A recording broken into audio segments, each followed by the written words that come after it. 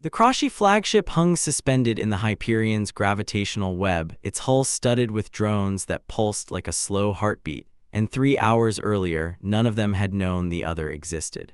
37 capital ships had breached the outer rim. The humans had a word for this: audacity. Vexracal's secondary hearts fluttered against her rib cage as she watched the holographic display. 48 hours earlier, she'd never heard of them.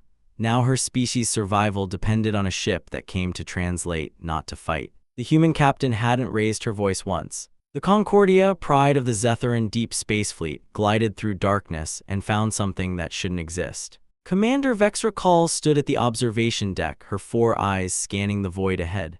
The Zetheran Confederation had mapped this sector for a century. Every gravimetric reading, every energy signature, every dust cloud had been cataloged, analyzed, and filed. Her hover pads hummed against the crystalline deck. "Commander." She turned. Senior Analyst Kerr stood at the sensor station, his appendages frozen mid-dance across the holographic interface. His voice carried something Vexra hadn't heard from him in 30 years of service. "Tremor. We're detecting an anomalous energy signature." He paused. "It's massive." Vexra moved swiftly, her mandibles clicking in rhythm with her thinking. The reading made no sense. A power output that would rival a small star, contained, controlled, and moving deliberately. "Origin unknown." Kerr's appendages resumed their dance, pulling data streams, not matching any known civilization's energy patterns. The bridge crew fell silent. In all their centuries of exploration, the Zetherans had encountered dozens of spacefaring species. None had ever demonstrated this level of energy manipulation. "Show me," Vexra said. The main viewport shifted, magnified, focused. The vessel that appeared defied conventional design philosophy. Where Zetheran ships were elegant crystalline structures designed to channel cosmic energies, this ship was a stark contrast of angles and armored plates. It was enormous, easily twice the Concordia's length, with weapon emplacements studding its hull like spines on a deep-sea creature. "By the first light," whispered Navigation Officer Talix, "those aren't standard energy projectors." "What are they?" Vexra asked. Talix's face paled. "Kinetic weapons." Vexra's scientific training warred with her instincts. Kinetic weapons had been abandoned by most civilizations millennia ago. Too primitive, too inefficient, too messy. The energy readings suggested otherwise. "We're being scanned," Kerr announced, his voice climbing an octave. "Their sensors are incredible. They're mapping our entire ship down to the molecular level." Before Vexra could respond, a communication request flashed across their systems. The unknown vessel wanted to talk. "Accept the transmission," she ordered, straightening her posture. First contact protocols were clear: show strength through dignity, respect through attention. The holographic display materialized in the center of the bridge. The alien was bald, only 2 eyes, peculiar pinkish pigmentation where Vexra's people had deep blue. It wore a formal uniform adorned with symbolic markers: rank, Vexra realized, affiliation, identity. "Greetings," the alien's words translated automatically, the ship's linguistic matrix struggling with the cadence. "I am Captain Sarah Chen of the United Earth Federation vessel Hyperion. We come in peace." Vexra felt her mandibles relax slightly. Relief, fascination, something else she couldn't name. "I am Commander Vexracal of the Zetheran Confederation vessel Concordia. We too come in peace." She paused, considering her next words. "Your vessel, it's unlike anything we've encountered." Captain Chen smiled. The Zetheran cultural database flagged it as friendly, open, non-threatening. "The Hyperion is our latest deep space battleship." Chen's voice carried pride, but no arrogance. "We've learned through experience that it's better to be prepared for anything when exploring the unknown." Vexra's translator struggled with the phrase, battleship, a vessel that combined exploration and combat capabilities. "Of course," Chen continued, as if it were the most natural thing in the universe. "Space is vast and often dangerous. We believe in being ready for both peaceful exchange and defensive action." She tilted her head slightly. "Would you be interested in a closer look?" The offer was unprecedented. Most species guarded their military technology jealously. These humans seemed almost eager to share. "We would be honored," Vexra responded, her curiosity overwhelming diplomatic hesitation. "Though I must admit, your technology raises many questions. The energy output alone." Chen's smile widened. "Ah, you've noticed our fusion drive. It's just one of many innovations. Humanity has always had a knack for pushing boundaries." The Zetheran delegation materialized in the Hyperion's receiving bay. Their matter transfer technology met seamlessly with the human ship's containment fields. Vexra's first impression was one of ordered chaos. Where Zetheran ships were serene and minimalist, the human vessel bustled with activity. Crew members moved purposefully through corridors that seemed to blend function with efficiency in ways she'd never considered. The walls weren't crystal. They were some kind of layered alloy, warm to the touch, with cables and conduits visible behind transparent panels. Nothing was hidden. Captain Chen greeted them personally, flanked by her senior staff. "Welcome aboard the Hyperion." Chen's voice was warm. "I hope you'll find our ship interesting. It might seem a bit unconventional by your standards." "Your artificial gravity is remarkable," said Chief Engineer X, his sensor tendrils waving gently. "The field strength is perfectly calibrated, yet I detect no crystal matrices or quantum stabilizers." Lieutenant Commander Marcus Rodriguez, the Hyperion's chief engineer, grinned. He had grease on his hands, actual grease, Vexra realized, and he wiped it on a rag before extending his arm. "We use rotating habitat sections combined with electromagnetic field generators." Rodriguez's hand hung in the air until Vexra realized he expected her to grasp it. She did. His grip was firm, warm, simple, reliable, easy to maintain in combat. The Zetherans exchanged glances. Such an elegant solution, yet none of their species had considered it. Their own gravity systems required constant maintenance and enormous energy expenditure. "You didn't think of rotating sections?" Vexra asked. Rodriguez shrugged. "Different problems, different solutions." Chen led them deeper into the ship. "This way." They passed through a section labeled Hydroponics Bay 3. The doors hissed open. Vexra stared. Vertical gardens stretched from floor to ceiling, plants she didn't recognize, leaves in shades of green and purple and red, hanging vines and climbing stalks, and something that smelled like rain on soil. The air was humid. Alive. "You grow your own sustenance," Vexra said. It wasn't a question. "Food synthesizers are fine for basic nutrition," Chen explained. "But nothing beats real vegetables. Plus, the plants help with oxygen recycling and crew morale." Rodriguez plucked a small red fruit from a vine and bit into it. Juice ran down his chin. "Want one?" Vexra's mandibles clicked. She'd been eating synthesizer paste for 3 centuries. She took the fruit. It was soft, sweet, real. "How do you have the resources for this?" she asked. "The energy alone." "We're efficient," Chen moved on. "Come, there's more." The tour continued. Each revelation brought new surprises. The humans had weaponized principles that Zetherans considered purely theoretical. Their point defense systems used predictive AI to track and intercept threats faster than organic minds could process. Their armor wasn't just protective, it was reactive, capable of adapting its molecular structure to different types of damage. "The Kraashi have been raiding our outer colonies," Vexra said, watching Rodriguez explain a targeting array. "Their shields are resistant to our energy weapons." Chen's expression shifted subtly. A change Vexra was learning to recognize, the human transitioning from tour guide to tactical officer. "How resistant?" "Completely, we can't penetrate them." Chen nodded slowly. "The Hyperion uses a hybrid approach: kinetic strikes, electromagnetic pulses, graviton disruption fields." She gestured to a display showing weapon schematics. "We can punch through shields that are calibrated for pure energy weapons." Vexra's secondary hearts fluttered again. "You've encountered shielded enemies before." "We've encountered everything before." Chen's voice was flat, matter of fact. "Humanity has a long history of being underestimated. We learned to prepare for the worst while hoping for the best." Before Vexra could respond, alarms blared throughout the ship. Chen's demeanor shifted instantly. She was no longer a tour guide, she was a commander. "Bridge report. Captain, we've detected a massive gravitational anomaly forming 2 light minutes from our position." The voice over the intercom was crisp, professional. "Energy signature suggests a natural phenomenon, but it's threatening a nearby mining outpost." Chen turned to her guests. "I apologize, duty calls." She didn't look apologetic, she looked ready. "Would you like to observe our response? It might give you a better understanding of how we handle unexpected situations." Vexra nodded, fascinated by the rapid transformation of the ship's atmosphere. No panic. No shouting, just purpose. The Hyperion's bridge was a cathedral of holographic displays. Crew members sat at stations arranged in concentric circles, their hands moving across interfaces that seemed to anticipate their commands. The main viewport showed the void and the swirling vortex of spacetime tearing itself apart. "Status," Chen said, sliding into her command chair. "Quantum filament cascade," reported Dr. Emily Wang, the science officer. Her voice was calm, clinical. The mining operation's exotic particle extraction must have weakened the local spacetime fabric. Can we stabilize it? Conventional methods would take too long. Wang's fingers danced across her console.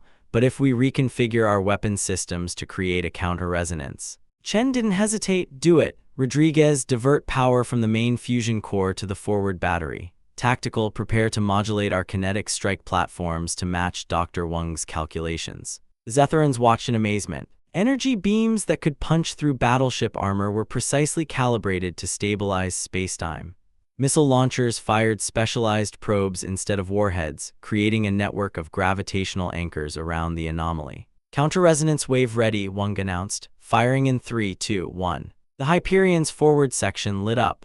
Dozens of energy beams converged on the vortex. For a moment, space itself seemed to hold its breath. Then gradually, the anomaly began to collapse. Shrinking, folding, winking out of existence. Cheers erupted from the human crew. Someone slapped Rodriguez on the back. A young ensign pumped her fist. Vexra barely heard them. Her mind was racing. These humans hadn't just built a warship. They'd created a vessel that could adapt to any situation, where weapons could become tools and soldiers could become saviors at a moment's notice. Remarkable, she whispered. Chen turned, smiled. We've learned that the best solutions often come from looking at problems from unexpected angles. She paused. Speaking of which, would you be interested in seeing our medical bay? Some innovations there might intrigue your scientists. The diplomatic chamber aboard the Hyperion hummed with tension. What had begun as a cultural exchange had evolved into something more urgent. A holographic transmission from the Zetheran High Council flickered between them, Council Leader Mix's image wavering with interference. The Kraashi battle fleet has breached the Outer Rim defense line, Mix announced. 37 capital ships. They're demanding immediate surrender of all Zetheran colonies in the sector. Vexra's secondary hearts quickened. The Kraashi were notorious raiders, but they'd never been this bold. How did they get past the defense line? She asked. New shields, Mix's voice was grim, resistant to our energy weapons. We can't touch them. Captain Chen, who had remained silent, leaned forward. These Kraashi, they're the same ones who have been raiding isolated outposts. Correct, Captain, though clearly they'd been planning something far larger. Chen's expression was unreadable. They've never encountered human ships before. No, they've avoided your space entirely. Interesting, Chen activated a tactical display. Commander Vexra, would your council be open to a joint operation? The chamber erupted. Joint military operation with a newly discovered species. Unprecedented. The Kraashi threat is immediate. Chen waited silent, patient. What exactly are you proposing? Mix asked. Chen's fingers danced across the display, bringing up technical schematics. The Kraashi developed shields against your primary weapons, pure energy beams, but the Hyperion uses a hybrid approach. She highlighted the weapon systems Vexra had seen earlier. Kinetic strikes, electromagnetic pulses, graviton disruption fields. We can punch through their defenses while they're focused on countering Zetheran technology. And what would humanity want in return? Someone asked. Chen's answer came without hesitation. Knowledge exchange. Your understanding of quantum mechanics and crystal matrices could revolutionize our medical technology. She paused. Plus, we've learned that making friends is generally better than staying isolated in this galaxy. Vexra watched the human captain carefully. There was something in her demeanor, a controlled eagerness, that suggested she wasn't revealing everything. Captain, you seem rather prepared for this situation. Chen's smile was knowing. Let's just say humanity has experience with being underestimated. We've learned to be ready for opportunities to prove ourselves. After further discussion, the council agreed. Within hours, the Hyperion was moving into position near the Zetheran defense fleet. Vexra, now serving as liaison, stood on the human bridge, watching their preparations with fascination. The crew moved with practiced efficiency, but there was something else, a palpable excitement. They were about to face an enemy that outgunned them significantly, yet they seemed almost eager. Your crew doesn't seem concerned about the odds, Vexra observed. Chen checked final system readouts without looking up. Humans have a long history of beating overwhelming odds. We've learned that superior numbers don't always mean superior strategy. She tapped a display. Besides, the Kraashi have fallen into the oldest trap in warfare. Which is? They think they know all the rules of engagement. Chen finally looked up. And they don't, Commander. If there's one thing humans excel at, it's changing the rules. She turned to her tactical officer. Status of Operation Trojan Horse. All systems ready, Captain. Drone swarms are in position and cloaked. Electronic warfare suites are spun up. the tactical officer grinned. Just waiting for the Kraashi to spring our trap. The massive enemy fleet dropped out of faster-than-light travel, exactly where Chen had predicted. Their ships were dark, angular vessels bristling with weapons. The lead ship, a dreadnought easily 3 times the Hyperion's size, immediately broadcast demands for surrender. Chen's response was not what anyone expected. She opened a channel to the entire Kraashi fleet. "This is Captain Sarah Chen of the Earth vessel Hyperion." Her voice was calm, conversational. "We've analyzed your shield technology, impressive adaptation against Zetheran weapons, very thorough." She paused. "But you forgot something important about facing unknown enemies." Another pause, deliberate. Sometimes the bait is also the hook. Before the Kraashi could respond, Chen gave the order. "Execute Operation Trojan Horse." The drone swarms decloaked simultaneously. Thousands of small automated ships appeared around every Kraashi vessel, attached to hulls, weapon emplacements, sensor arrays. They didn't fire. They didn't explode. They attached. "First wave complete," the tactical officer announced. "Disruption fields active." On the main display, Vexra watched as Kraashi shields flickered, then collapsed inward. Not destroyed, disrupted, turned against their own generators. "Shields are down on 31 of 37 vessels," Rodriguez reported. "The remaining 6 are scrambling, but they can't localize the interference." Chen nodded. Phase 2. The Hyperion itself seemed to transform. Panels shifted along its hull, revealing weapon systems Vexra hadn't seen before. But instead of firing directly at the enemy ships, they created something else. A web. Gravitational distortions spread outward from the Hyperion, linking drone to drone, ship to ship. Within 90 seconds, the Kraashi fleet was suspended in a 3-dimensional maze, able to move, but only where the humans allowed. "Multiple power spikes detected," Wang announced. "They're trying to overload their cores to break free." Vexra's facial membranes paled. If those ships detonated, the combined explosion would devastate the entire sector. "They're not going to detonate," Chen said. Her voice was calm, certain. "Because we're going to give them a chance to surrender." Surrender? Vexra was bewildered. "They're fanatics. They'd rather die than." "Watch and learn, Commander." Chen opened a channel to the Kraashi flagship.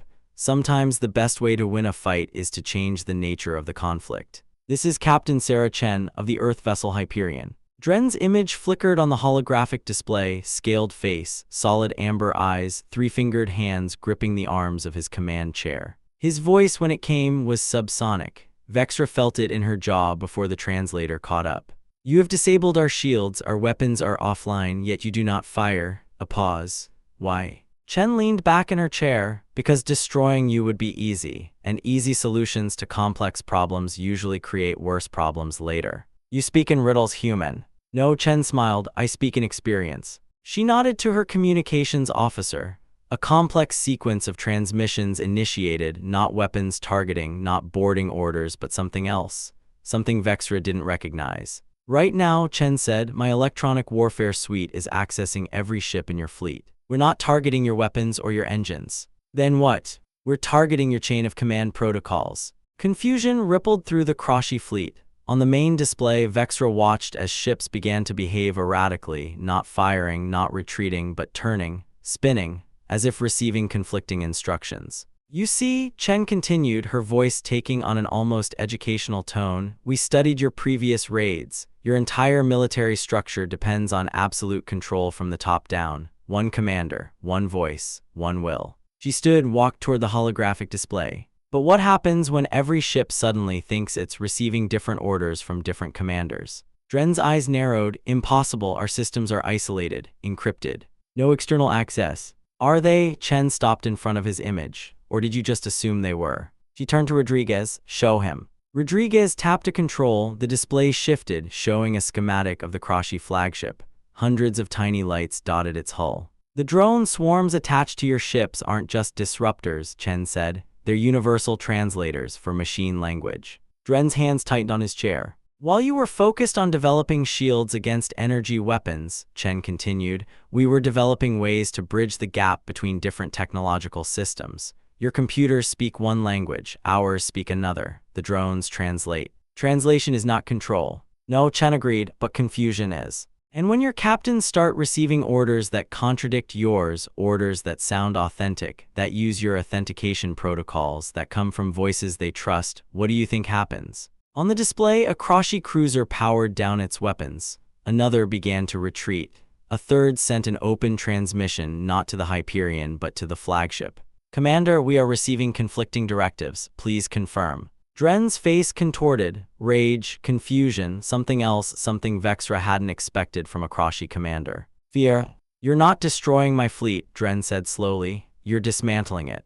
"I'm giving your captains a choice," Chen's voice softened. "The same choice I'm giving you." She extended her palm toward the display. "Open, empty, no weapon. Your chain of command is gone. Your shields are irrelevant. Your weapons answer to us now." She paused. "But I'm not offering you destruction." Dren stared at her hand. "What are you offering?" "A choice you've never had." The Kraashi flagship hung suspended in the Hyperion's gravitational web, the moment from Vexra's first glimpse now unfolding in real time. On the bridge, Captain Chen stood absolutely still, one hand raised not in threat but in the human gesture for pause. Vexra's secondary hearts hammered against her ribs. "Your chain of command is gone," Chen said, her voice carrying no triumph, only fact. "Your shields are irrelevant. Your weapons answer to us now." She extended her open palm toward the display. "But I'm not offering you destruction. I'm offering you a choice you've never had." Dren's amber eyes narrowed. His three-fingered hand twitched toward his weapon panel, then stopped.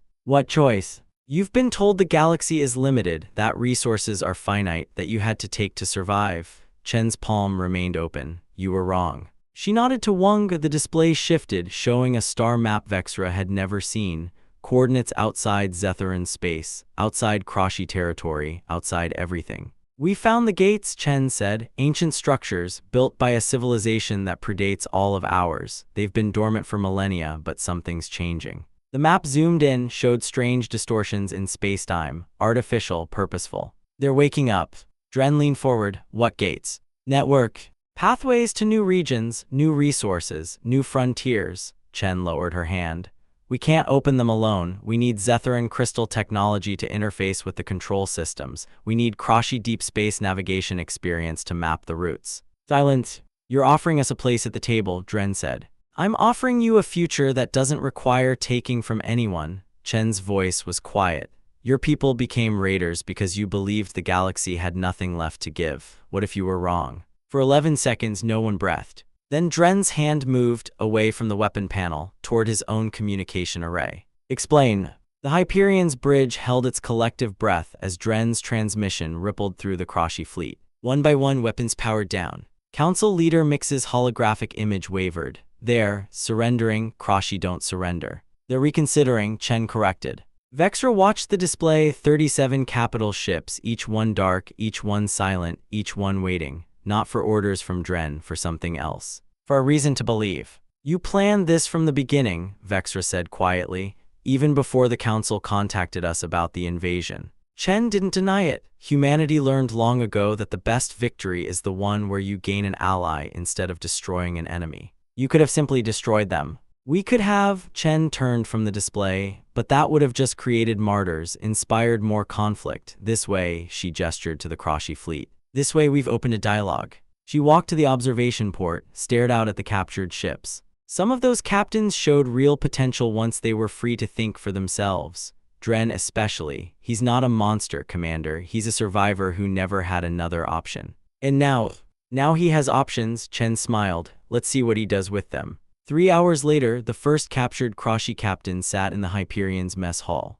Vexra watched from across the room as the scaled alien, Captain Vrek, according to the name stenciled on his uniform, stared at a Zetheran nutrient bar with something between suspicion and hunger. Rodriguez sat across from him, chewing his own bar with deliberate enthusiasm. "It's not real food," Rodriguez said. "But it's not terrible, try it." Vrek's three-fingered hand picked up the bar, sniffed it. "What is the protein source?" "Algae processed, don't think about it too hard." Vrek took a bite, chewed, swallowed.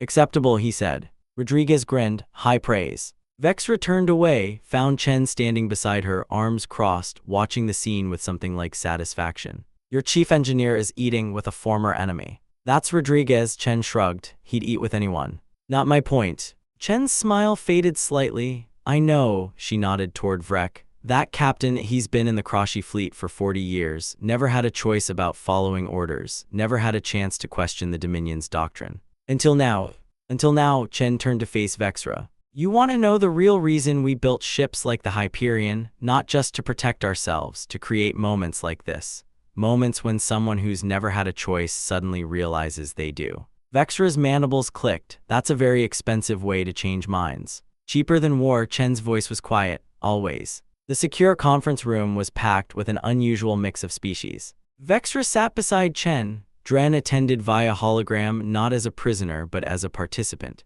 Council leader Mix's image flickered on one wall. Kraashi captains filled the remaining displays. The room's atmosphere was charged with anticipation. Chen activated the three-dimensional star map.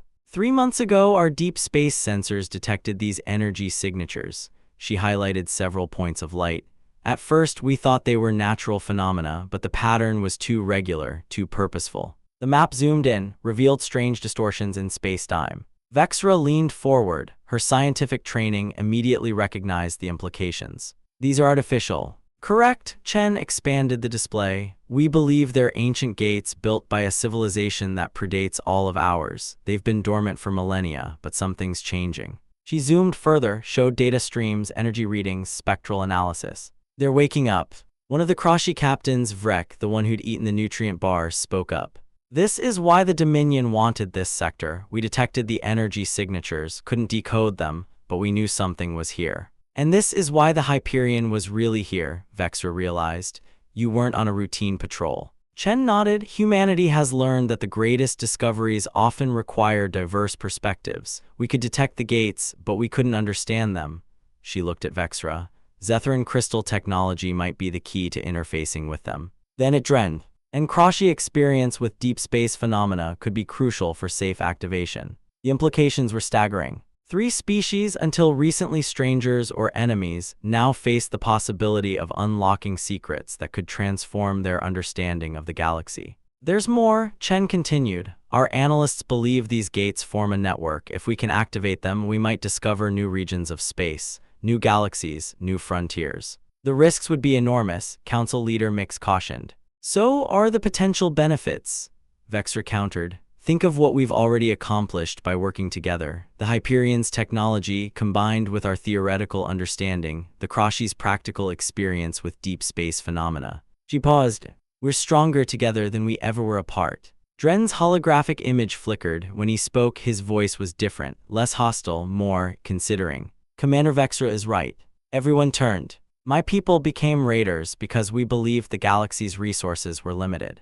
That we had to take what we needed to survive. He looked at Chen. But if these gates lead to new frontiers, then no one has to take from anyone. Chen finished his sentence. We can build something new together. Hours later, the final details were being worked out. The modified probe was ready, its hull gleaming with a combination of human engineering, Zetheran crystals, and Kraashi sensors.